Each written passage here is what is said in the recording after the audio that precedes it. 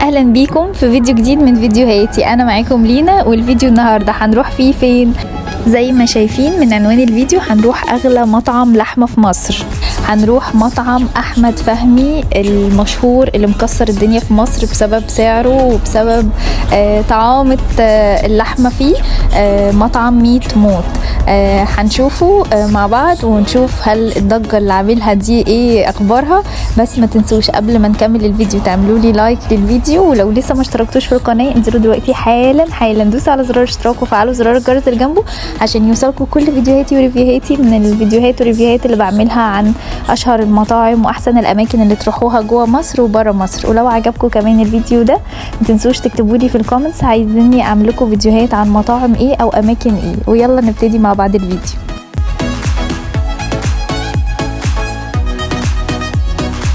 مطعم احمد فهمي ميت موت من اشهر واغلى المطاعم في مصر. سعر كيلو اللحمه فيه في حدود 1000 جنيه.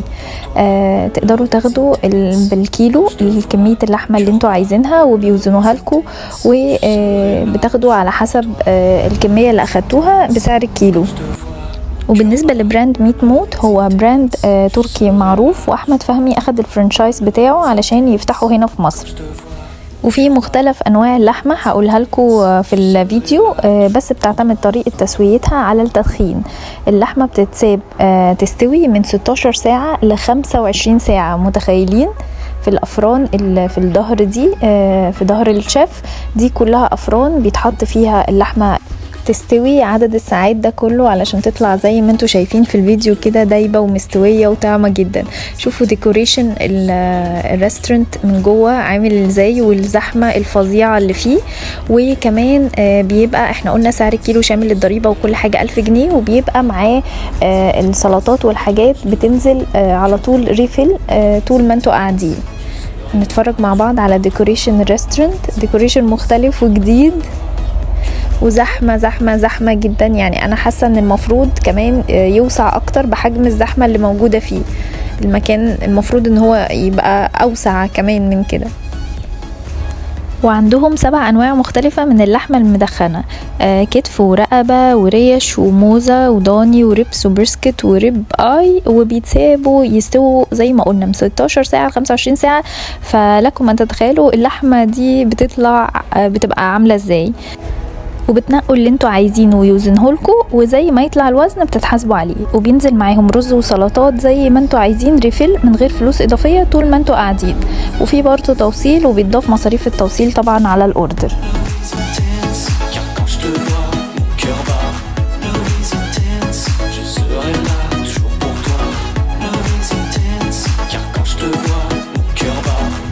عايزه اقول لكم اللحمه بتطلع مستويه بفظاعه طبعا، دي مش محتاجه كلام، ودايبه دايبه دايبه وجوسي وطعم بقى ولا اروع. بصوا اللحمه دايبه ازاي، بجد تحفه تحفه بجد.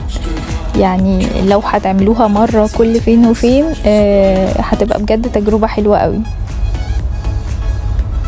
بصوا اللحمه دايبه ازاي وجمال اللحمه، وكمان الفليفرز اللي بيحطها عليها، وكمان بينزل معاها مع الطلب بقى وهو نازل الصوصات دي كده. الضلوع البقري ودي الرقبه والصوصات طبعا معاها، والرز والسلطات ريفيل براحتكم ما بتحاسبوش عليها فوق سعر اللحمه. ودي الريش الضاني.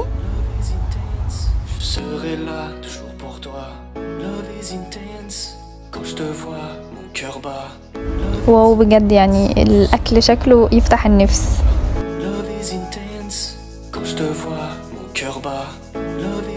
والستاف كله جميل وذوق جدا، والمكان اصلا لوحده كله راقي.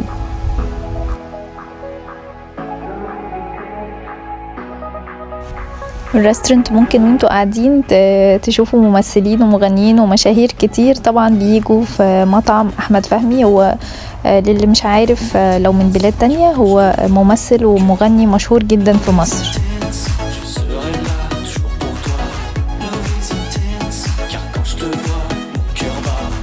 زي ما انتوا شايفين المطعم بيكون زحمة جدا جدا زي ما انتوا شايفين، فلو انتوا ما بتحبوش الزحمة وحابين كده تاكلوا في رواقة ممكن تطلبوا الاكل دليفري. واحلى حاجة في موضوع السلطات بقى اللي بتنزل ريفل طول الوقت مع الاكل، انكم تقدروا تجربوا كل طعم لحمة مع كل صوص مختلف طعمها ايه. وعلشان تبقوا عارفين بيبقى باين فيها طعم الضاني، هي طبعا طعمها تحفة تحفة جدا، للي بيحب الضاني هيبقى يعني دايب فيها. بس لو ما بتحبوش الضاني علشان تبقوا عارفين طعم الضاني بيبقى باين فيها، بس طبعا بتبقى جوسي ومستوية ويعني زي ما بيقولوا كده زي الزبدة. اللي جوه ده محشي، متخيلين اللي جوه اللحمة ده محشي مدخن بيستوي معاها. الفليفرز كمان اللي بيحطوها عليها بيبقى مديها طعم مختلف، يعني ما دقناهاش في حتة قبل كده. وموضوع ان هم بيحطوا عليها عسل كمان بتديلها طعم حلو قوي، مش كتير بنلاقي في مطاعم يعني لحوم او كده ان اللحمة تكون بالعسل، بتديها طعم مختلف تماما.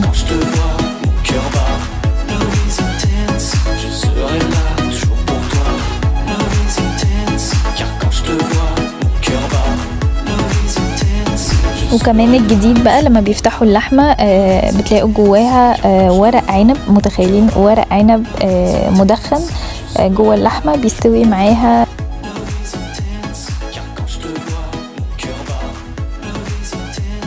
وده كده صوص بيخليكوا تجربوها معاها، صوص كزبرة مع زيت زيتون مع توم. ودي بقى الشورت ريبس او اللحمة البقري، الضلوع البقري، اسرع عضمايه تطلع من الشورت ريبس او الضلوع البقري.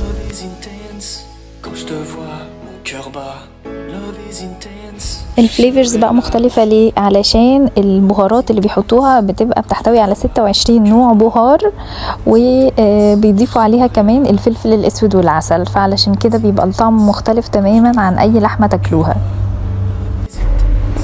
الاناناس ده بقى ايه؟ الاناناس ده بعد الاكل وبيعملوا عليه زي نار كده عشان تخليه مسكر اكتر.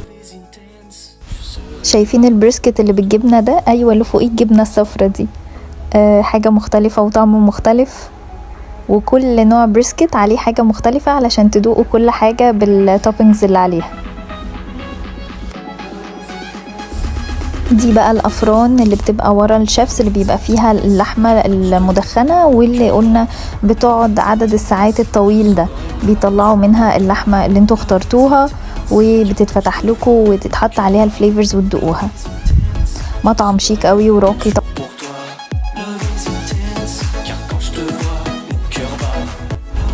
وحابه اقول احلى كومنت جالي على الفيديو بتاع امبارح، ميرسي يا لينا، امبارح خليتيني اغوص وسط جراند اكواريوم واليوم بتمشى في مارينا الغردقه ورايقه، تسلمي والله يوفقك كمان وكمان.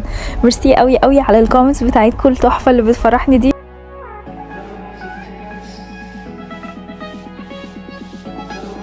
ما قلناش مكان المطعم، مكان مطعم ميت موت بتاع احمد فهمي في الشيخ زايد في 6 اكتوبر، وليهم فرعين، فرع في الاردن وفرع في تركيا. زي ما احنا قلنا هو براند معروف، فكرة ذكية ان هو بدل ما يبدأ من الصفر اخد فرانشايز حاجة اوريدي مشهورة وعليها اقبال يعني.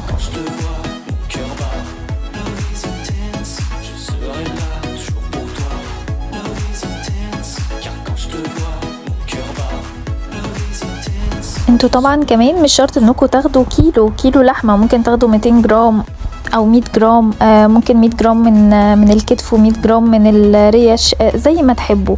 وقبل طبعا ما بتاخدوا بتلفوا وتدوقوا من كل حاجة، دي حاجة ممتعة ولذيذة جدا، وتشوفوا ايه اللي انتم مفضلينه وتختاروه.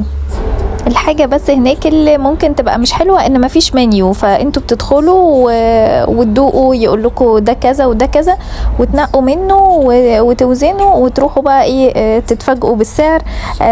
بس هو معروف الكيلو هناك بتاع اي نوع لحمة whatever اي نوع تختاروه من ال7 اصناف بتوع اللحمة المدخنة في حدود 1000 جنيه الكيلو. اوكي، في بقى اللي هي الضريبة والحاجات دي، وعلى حسب بقى ما انتوا بتدوقوا وبتنقوا وبتوزنوا بتروحوا انكم تحاسبوا، لكن مفيش منيو موجود انكم تنقوا منه. وبس كده الفيديو بتاعنا النهارده خلص. هستنى الكومنت بتاعكم عجبكم الفيديو ولا لا، ولو عجبكم الفيديو كمان ما تنسوش تعملوا لي لايك، ولو لسه ما اشتركتوش في القناه انزلوا دلوقتي حالا دوسوا على زرار اشتراك وفعلوا زرار الجرس اللي جنبه عشان يوصلكم كل فيديوهاتي وريفيوهاتي. وشوفوا الفيديوهات دي كمان ان شاء الله هتعجبكم. بعمل فيديوهات وريفيوهات عن اشهر المطاعم واحلى الاماكن اللي ممكن تروحوها جوه مصر وبره مصر، وكمان الحاجات منها اللي بيبقى اسعارها حلوه وفيها حاجات فور فري. اشوفكم ان شاء الله الفيديو الجاي. باي باي.